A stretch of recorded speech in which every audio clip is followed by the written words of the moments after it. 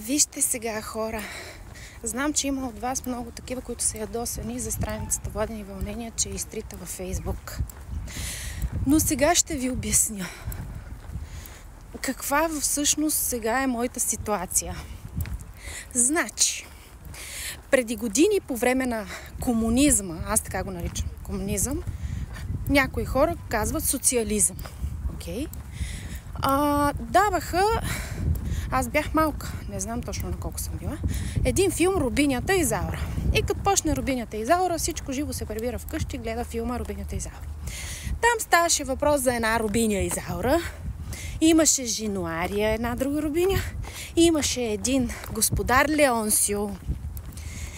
И този господаря Леонсио, отвратителен във филма, много негативна роля играеше.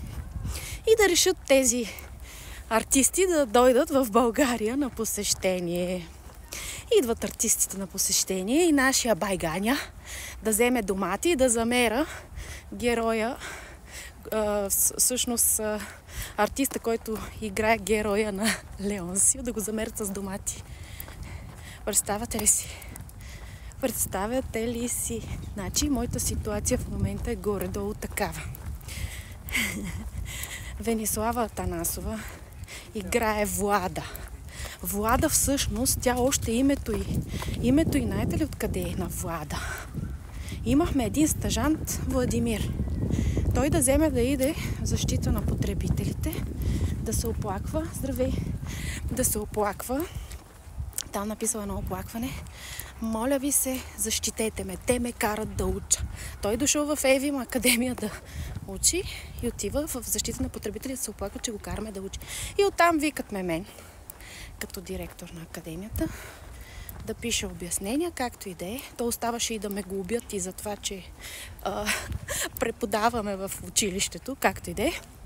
Не ме глобиха, но това име, представяте ли си, Влада е взета, името й още е от... На мен ми носи такава лоша конотация. И Влада беше измислена. Чрез нея да покажа нещата, които ме дразнят, които ме ядосват. Разбира се, там се смесиха образите, защото има много от мен. Аз я играя все пак. И се смесиха образите. Но хората, които са интелигентни, те разбират от сарказъм, от сатира, кефят се. Но за съжаление, има много, ама много от другите байганевците, които виждат само външността на скетчовете. Другото, което ме дразни, този герой накрая мен ме отъждествяват с този герой. Това е измислен герой, сатиричен. Чрез него исках да покажа всичко, което ме ядосва. Простотията, селянията. Нали? Не говоря за хората, които са от село. Друго става въпрос. И ето и тук мога да бъда разбрана грешно сега. И няма как в един момент аз да бъда отъждествена. Аз не съм Леонсио. Аз съм... Не съм Влада. Не съм. Тя беше създадена като отрицателна личност. Просто я играя перфектно. Какво да направя, като съм добър артист?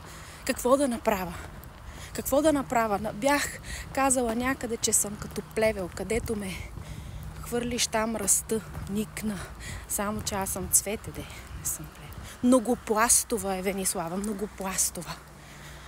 Отдават ми се много неща и аз ги правя с любов, с кеф и очаквам една интелигентност от аудиторията. Но за съжаление, този образ ми пречи, който пресъздавам. Българина не е готов за сатира. Не е. За съжаление. Това означава ли, че ако моя измислен герой беше убиец, аз трябва вече да съм в Сливенския затвор. И знаете ли, честно казано, много пъти сме си говорили с моя мъж и той казва: Вениславо, престани с този образ, защото някъде ще ядеш бой. Представяте ли си? И вчера или ония ден имаше един коментар в Евима страницата в Фейсбук. Ти първо казва си събирай лайната на кучето, после говори за образование. Представяте ли си? Хората си мислят, че това е истина. Те ми виждат лицето и ме отъждествяват с този герой. Аз не искам, по принцип. И дори ми попречи, ето сега ми попречи, въпреки че там е спорно. За образованието си държа на това, което съм казала. И въобще там има много неща за оправяне. Това е.